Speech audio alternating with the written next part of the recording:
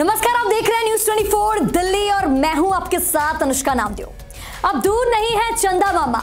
जी हां, अंतरिक्ष की दुनिया में भारत झंडा गाड़ने के लिए तैयार है। 14 जुलाई 2023 याद है ना, जब इसरो ने चंद्रयान 3 को लॉन्च किया था।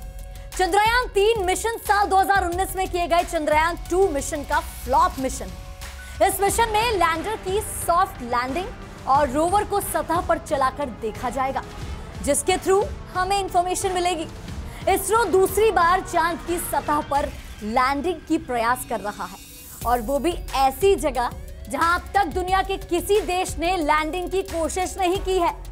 अगर अब भारत का ये मून मिशन सफल रहा तो वो दक्षिणी ध्रुव के पास लैंडर उतारने वाला पहला देश बन जाएगा। इसरो ये कारनामा करने वाला पहला स्पेस एजेंसी भी बन जाएगी और फिर बनेगा इतिहास। चंद्रयान 3 का मेन उद्देश्य क्या है?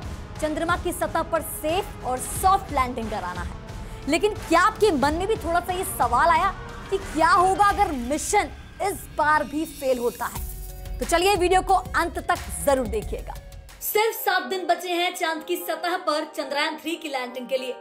16 अगस्त की सुबह चांद की 5वीं कक्षा में पहुंच गया है चंद्रयान 3। सिर्फ 1 मिनट के लिए इंजन को ऑन किया गया था। अब वह 153 किलोमीटर इंटू 163 किलोमीटर की ऑर्बिट में घूम रहा है। भारत का चंद्रयान अपनी मंजिल चांद की ओर तेजी से बढ़ रहा है। सभी भारतीयों की निगाहें चंद्रयान 3 पर टिकी हैं। इससे पहले चंद्रयान 150 किलोमीटर इंटू 177 किलोमीटर की ऑर्बिट में था। ये बात 14 अगस्त 2023 की है। इस समय प्रोपल्शन मॉड्यूल रेट्रो फायरिंग करवा रहा है, यानी कि स्पीड स्लो करने के लिए उल्टी दिशा में यान चला रहा है। लेकिन आज यानी 17 अगस्त को चंद्रयान 3 2 टुकड़ों में बट जाएगा। फिर क्या होगा? 17 अगस्त की दोपहर करीब 1 बजे चंद्रयान 3 का इंटीग्रेटेड मॉड्यूल 2 हिस्सों में बटेगा।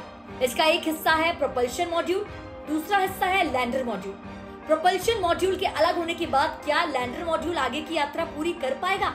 आज अलग होने के बाद प्रोपल्शन मॉड्यूल और lander module 100 kilometre into 100 kilometre orbit में घूमना शुरू करेंगे, लेकिन थोड़ी दूरी के साथ, ताकि एक दूसरे से टकराए नहीं। इसके बाद 18 और 20 अगस्त को लैंडर की डी ऑर्बिटिंग कराई जाएगी। 18 अगस्त 2023 की दोपहर करीब 4 बजे 1 मिनट के लिए लैंडर के थ्रस्टर को ऑन किया जाएगा, ताकि उसे सही दिशा में लाकर गति कम की जा सके। फिर 20 अगस्त की देर रात 1:45 बजे के आसपास भी यही काम किया जाएगा। अभी चंद्रयान 3 को 100 किलोमीटर वाली गोलाकार कक्षा में लाना बाकी है। अब चंद्रयान 3 से संबंधित 4 चरण पूरे हो चुके हैं। 5वां चरण है प्रोपल्शन और लैंडर मॉड्यूल का अलग होना। फिर 23 तारीख की शाम 5:45 बजे लैंडिंग कराई जाएगी। ये 8वां चरण होगा। लैंडिंग के समय काफी धूल उड़ने की आशंका है, इसलिए धूल के छटने तक लैंडर से रोवर बाहर नहीं आएगा।